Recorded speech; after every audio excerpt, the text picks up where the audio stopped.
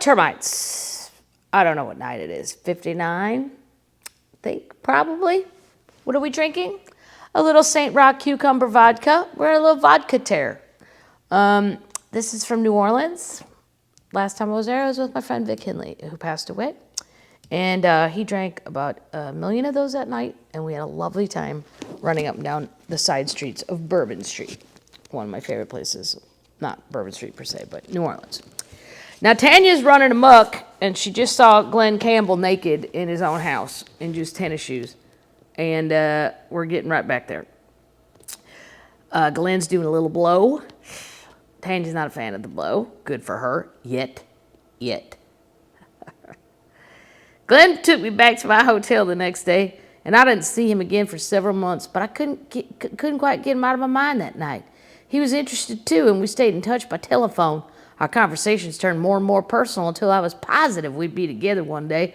I even started making veiled references about him to my friends. One of those friends was Paul Moore, who'd been the lead singer for the Sound Generation that time my brother Don got our bus stuck in the mud at the Mahogany country fair. Paul was now my booking agent. In 1979, he worked for the William Morris in Nashville. He got a call from Los Angeles. The agent told him he had a new client, Tanya Tucker, former child star who tried her hand at rock and roll and just might be on the way down the tubes. Did he want to book her anyway? He said, "Oh my God, I'd love to work with her again." He didn't mention the only other experience was when I was mired down in the mud. One night in Knoxville, when I was sharing the bill with Charlie Rich, Paul took Beverly Hills, that's her friend, not the city. Paul took Beverly Hills and me to dinner, and I started in about this new guy I thought was cool. It was Glen this and Glen that. And Paul sat there with a frown on his face, and all of a sudden he said, "Are you talking about Glen Campbell?" I grinned. I said I sure was. He told me that later he could barely finish the meal. All he could think of was, "Oh my God, what a scandal this could turn out to be." As it turned out, it could, and it did. That's the line of so far, I think, Termites. When you're laying in bed, it could, and it did. A month or so later, Glen phoned to ask me to come to a show he was playing in Tahoe, and I jumped at the chance. I was in Colorado Springs with Reba McEntire. I can't see Reba being a fan of Tanya's Running Wild. I don't see that as a match. I have no information to prove that. That's just a thought, Termites. Just a thought. Reba seems a little more straight-laced. She's like a lady who likes to get shit done. TV shows, records, concerts. What's Tanya doing? Running around drinking. Just music.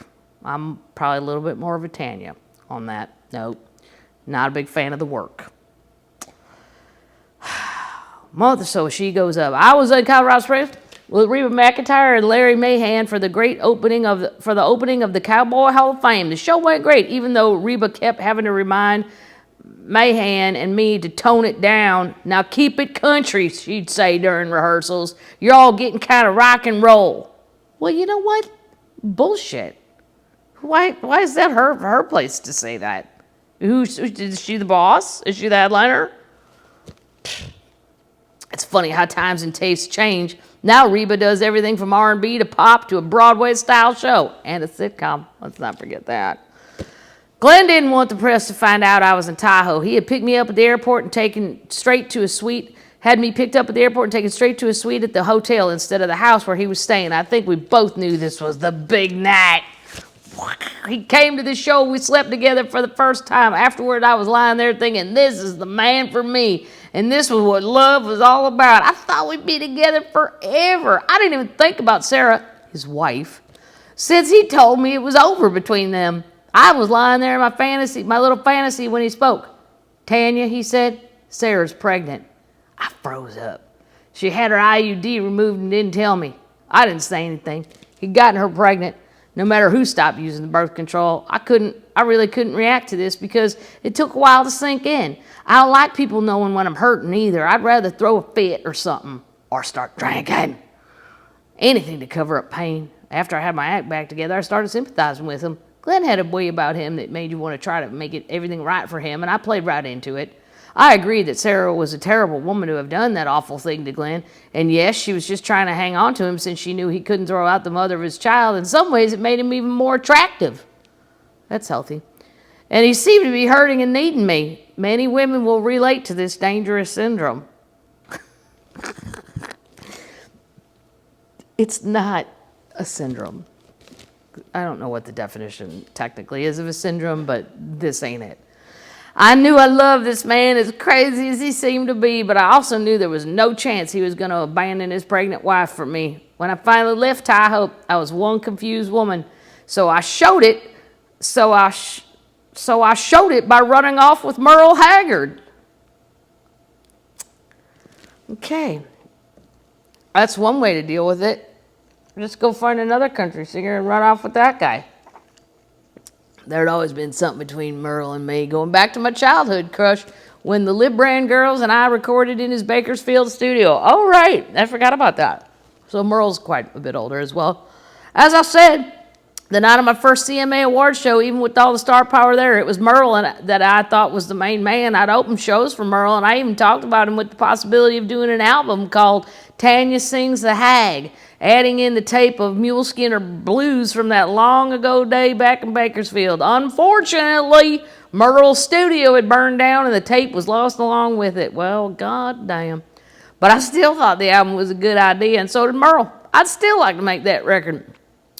Once, when I was 16, I went to his show at the Bottom Line in New York, and he called me up to sing. After I'd moved to Los Angeles, I'd seen him at parties at Tree Publishing through in an apartment that they kept in town for special occasions. I flirted like the devil with him every time I saw him. I'd just returned to Los Angeles after playing a show at the 1980 Lake Placid Winter Olympics when Merle called me from out on the road. He wanted me to hop on a plane and come to his show in Beaumont, Texas. I thought about it for about 2 seconds and said, "Hold the bus, I'm on my way." I was in a very strange state of mind. Well, that's been going on a lot in this book. That's not just this particular day. There's been a lot of days, it seems like. I'd made a career change that I thought was going to be the best thing I'd ever done musically, and it hadn't worked. Nashville seemed angry. I'd even tried. I'd slept with Glen Campbell, who I thought was going to be the big love of my life. Then he turned over in bed and told me his wife was pregnant. Rocking around Texas on a bus with Merle seemed like great therapy, and I needed it. At least take my mind off Glen and his pregnant wife. I flew to Houston, caught another plane to Beaumont, where Merle was waiting to pick me up. I realized right away that Merle was wanting a party between the sheets, not a traveling companion. If I hadn't been so confused about my life, I would have known when he called, he was looking for more than I was prepared to offer. When we got to the club in Beaumont, he introduced me to the band with a guy attitude, saying, "Well, boys, look what I got." Then, during the show, Merle was nervous and kept forgetting the words to his song. He wasn't drugged up either. Make that clear. I got a charge out of it. I think it was because of me that he was sweating bullets up there. After the show, we left the club and got on Merle's bus heading for the next stop on down the line. Merle had a big, expensive-looking bus. There was a living area up front that opened up into a big bedroom. Beyond that, there was a nice, fully equipped kitchen.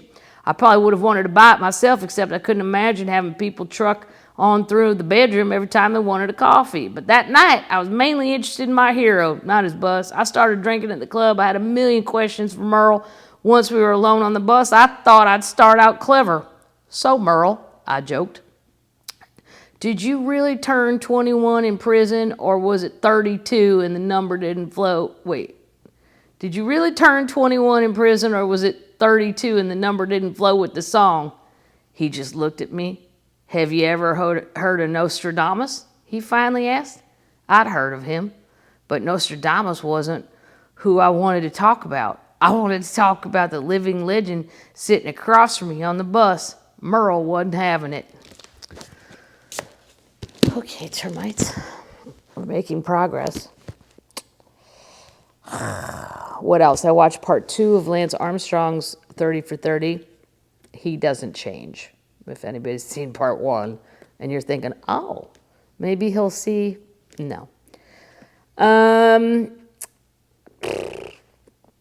That's it. What did we learn today? There's a lot of ways to justify shit. No. It could and it did.